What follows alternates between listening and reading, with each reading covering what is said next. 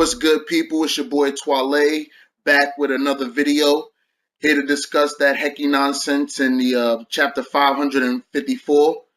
Now, upon my initial read, I was upset that all of a sudden Heki was able to use his basic strategies to defeat the Quangrong army, especially since they were severely outnumbered in this confrontation, more so than they were in any previous confrontation. Um, Secondly, it's been stated, like, we've been shown that their cavalry is top notch. Like, we've been shown in previous chapters where their horses jumped and did cartwheels or something to that effect. Where what was his name? Suman. When Suman died, and the horse literally jumped over. Like, we've been shown that their cavalry can do much more than this. So, like, I'm not that, like, surprised when like, I was surprised, but I'm not, like, after rereading it, it's kind of like, okay, I understand why he killed them now, because they should have been able to do much more than this. And for Heki to be what many in the community consider the second coming of Mogu, you know what I'm saying? A by the book strategist, a by the book tactic strategist, won't, you know what I'm saying, test, you know what I'm saying, won't go above his limits. He'll do what he can, you know what I'm saying? He'll do the job that he knows he can do, you know what I'm saying, whatever.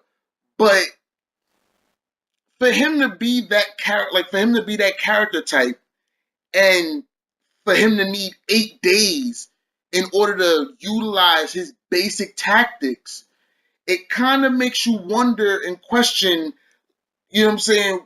Like, if the basics are so fundamental and tried and tested, why weren't they being utilized earlier?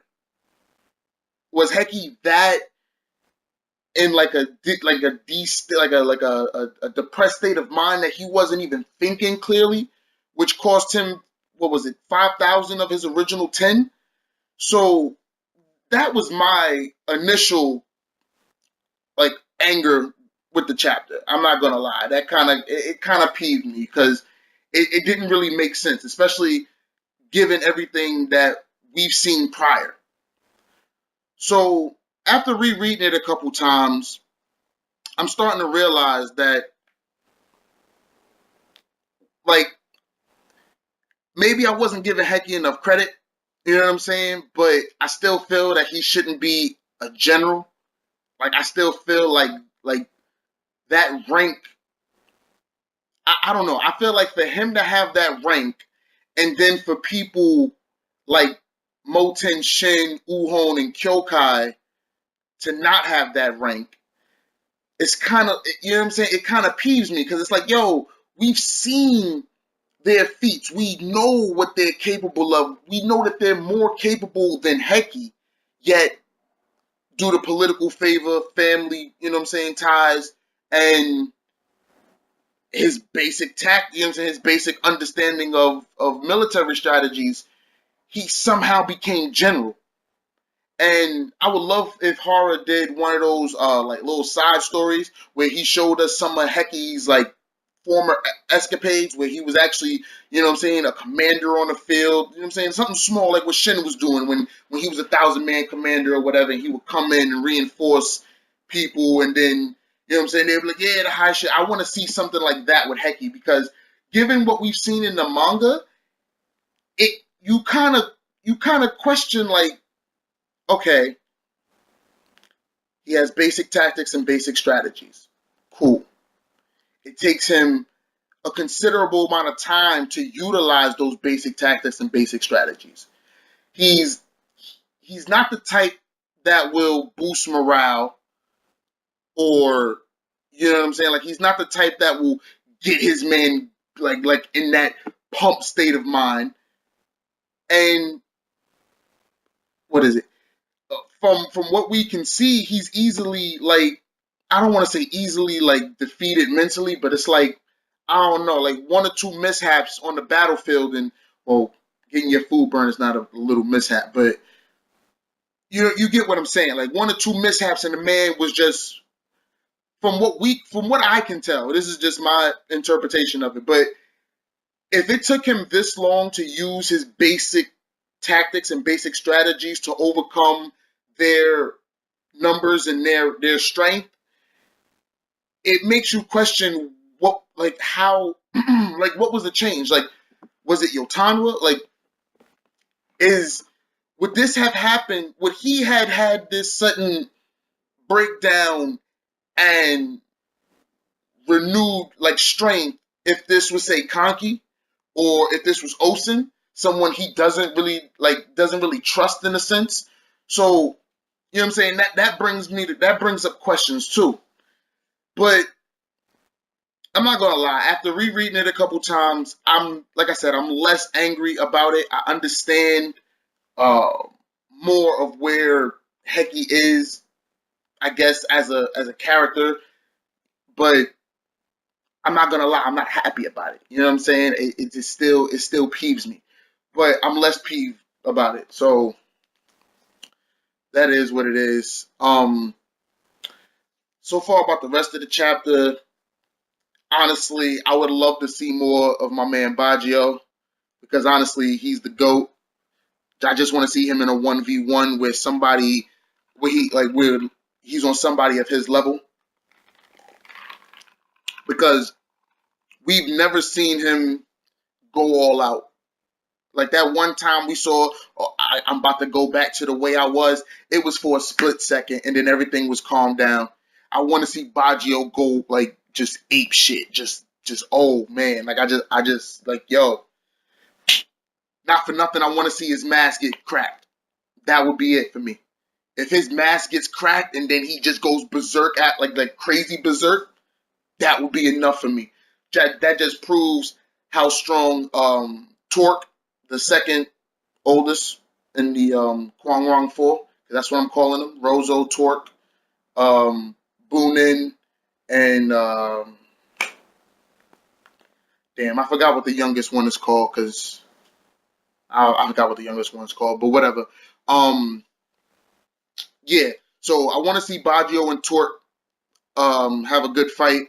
Like I said, I will be completely happy if Baggio's mask gets cracked and broken, or you know what I'm saying, he gets demasked somehow, because Torque did mention like on the first day that I'll remember your mask, and he had a bunch of he had like a necklace of other like tribesmen from Yotanwa's mask that he had already killed. So I want to see that come into fruition.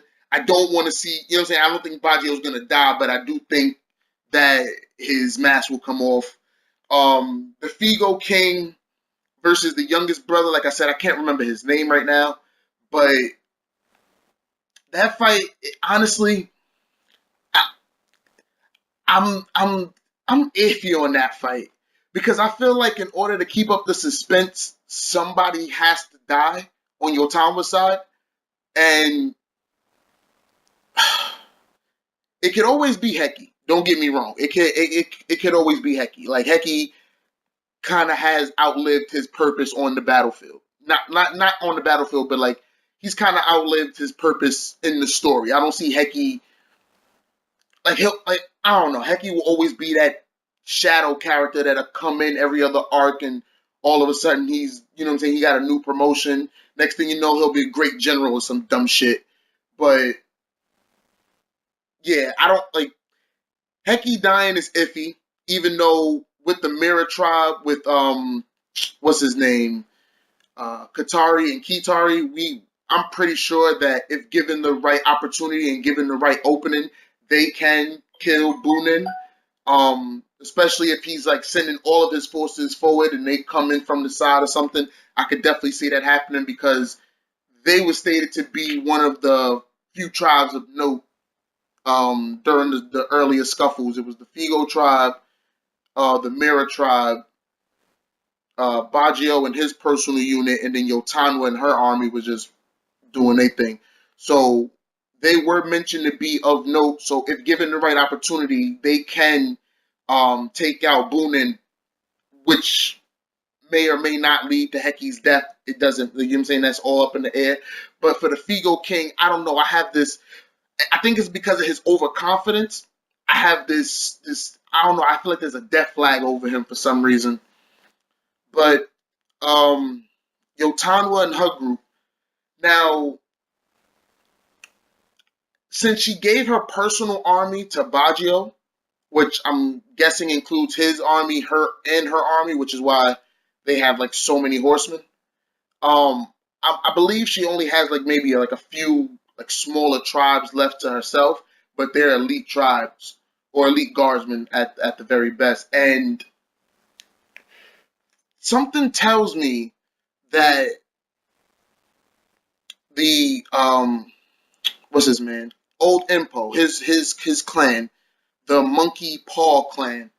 I feel like with the name of Monkey Paw Hand, I feel like I said it in my live reaction when I was reading that chapter. I think it was 353, but that to me leads me to think that they're expert climbers.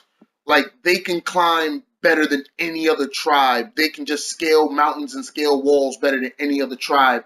And I feel like with those skills, it'll be very easy, or not very easy, but it will be an easier task to, now that the Kwang Rong have brung out all of their army, at least the main bulk of their army, for them to hop over the wall, scale it, and then, you know what I'm saying, drop ladders and drop ropes or whatever for Yotanwa and her elite guard to go in there, kill anybody who's, you know what I'm saying, kill anyone who's left in the city. Because I do believe, you know what I'm saying, there might be 100 to like 200 guards left in the city. I don't think there's that many left. It might be the Zhao army, but we're not sure where they are. They might be, you know what I'm saying, outside the city. I doubt the Kwang Rong would just let them, you know what I'm saying, like just chill in their city while they're out fighting their battles. So it is possible that what's the Inshu tribe, Old Impulse tribe. I can't remember their names right now, but it is possible for them to scale a side of the mountain that the city is built into and drop ladders or ropes or whatever for Yotanwa to get her elite guard in there for them to take the city and, you know what I'm saying, or at least get some food rations. But other than that, that's I guess my review for chapter 554 discussion, however you want to call it. Like, comment, and subscribe for more people, and stay tuned.